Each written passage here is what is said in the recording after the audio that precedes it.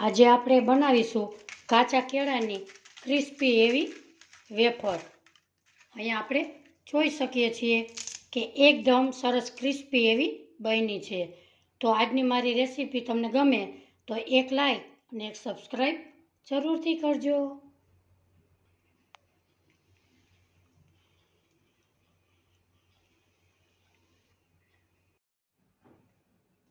હાલો, જય શ્રી કૃષ્ણ। મારા કિચનમાં બધાનું હાર્દિક સ્વાગત છે। આજે આપણે બનાવીશું કાચા કેળાની વેફર। સૌપ્રથમ મેં કાચા કેળા લીધા છે 4 નંગ। એને આપણે સૌપ્રથમ આવી રીતે એની છાલ ઉતારી લેશું। સૌપ્રથમ એકદમ સરસ આવી રીતે છાલ ઉતારી લેશું। આ કાચા કેળાની વેફર એકદમ સરસ કુરકુરી અને ટેસ્ટી બને છે। આવી રીતે સૌપ્રથમ કેળાની છાલ ઉતારી લેશું।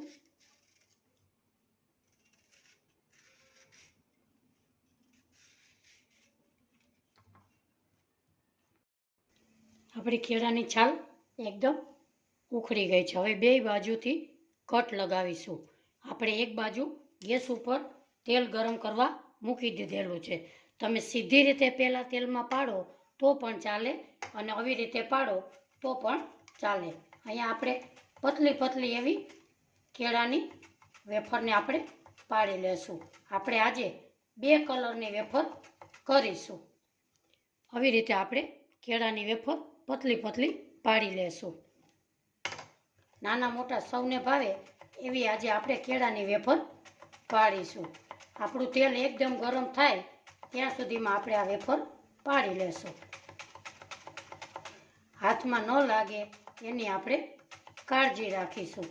તમે ગોળ પાડશો તો ગોળ પડશે અને ત્રાસું પાડશો તો તમારું કેળાની વેફર ત્રાસી પડશે। આવી રીતે આપણે વેફર બધી પાડી લીધી છે। હવે આપણે તેલ તરફ જઈએ। આપણું તેલ એકદમ સરસ ગરમ થઈ ગયું છે। એક નાખી અને જોઈ લઈએ। તેલ હંમેશા ફાસ્ટ ગેસે જ આપણે તરીશું। એક આવી રીતે આપણે ઉમેરતા જઈશું। આ વેફર ખાવામાં ખૂબ જ સરસ ટેસ્ટી બને છે। આવી રીતે આખા કેળાની વેફરને આપણે અંદર ઉમેરી દેશું। ગેસની ફ્લેમ ફાસ્ટ જ રાખીશું।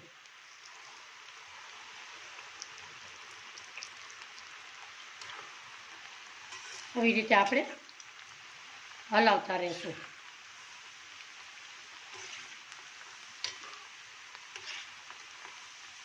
આ કેળાની વેફર સરસ ટેસ્ટી બને છે। તમે પણ ચોક્કસથી ટ્રાય કરજો।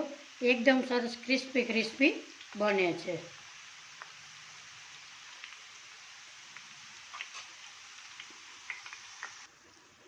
આપણી વેફર એકદમ સરસ ક્રિસ્પી એવી તળાઈ ગઈ છે। હવે આપણે એને ઝારાની મદદથી બહાર કાઢી લેશું। આપણે જોઈ લઈએ કે આપણી વેફર એકદમ સરસ ક્રિસ્પી એવો અવાજ આવે છે। હવે આપણે એક કેળાની છાલ ઉતારી અને સીધા તેલમાં જ પાડીશું। આપણે બીજા કેળાની પણ છાલ ઉતારી લીધી છે। હવે સીધી ડાયરેક્ટ આપણે તેલમાં પાડીશું।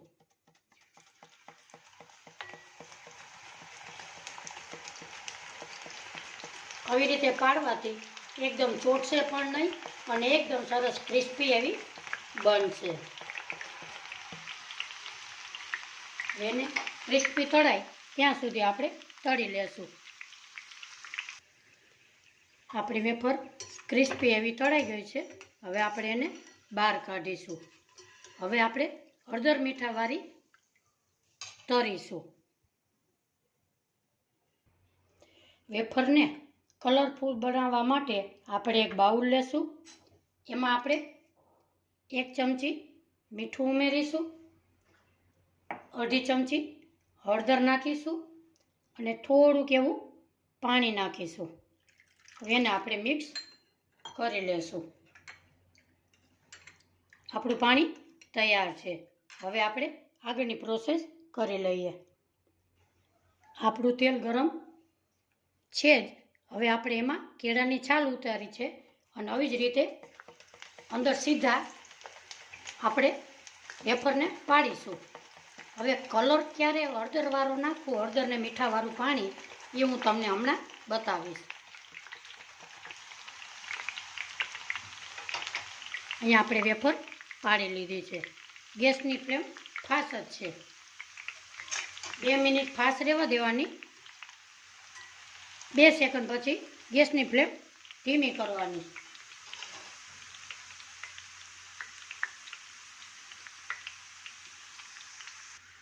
આપણી વેફર ક્રિસ્પી થાય ત્યારે જ હળદરવાળું પાણી એમાં 2 ચમચી ઉમેરીશું.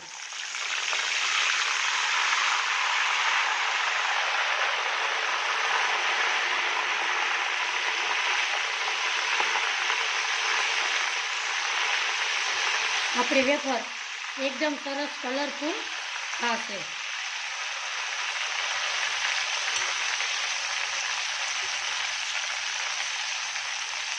હવે એને ક્રિસ્પી તળી લઈએ.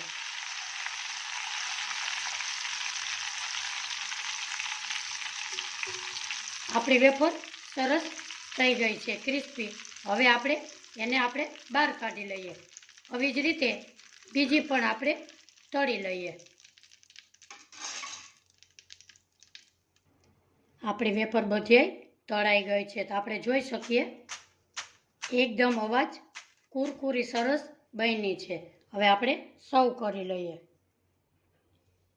આપણે જોઈ શકીએ છીએ કે આપણી વેફર એકદમ સરસ ક્રિસ્પી અને કુરકુરી બની છે. એકદમ સરસ ક્રિસ્પી એવો અવાજ આવે છે.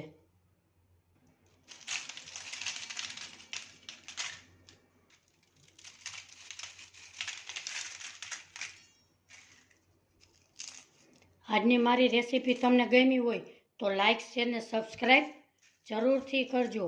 કોમેન્ટ બોક્સમાં જરૂરથી જણાવજો આજની મારી કેળાની વેફરની રેસીપી તમને કેવી લાગી. ફરી મળીશું એક નવી રેસીપી સાથે. ત્યાં સુધી બધાને મારા જય શ્રી કૃષ્ણ.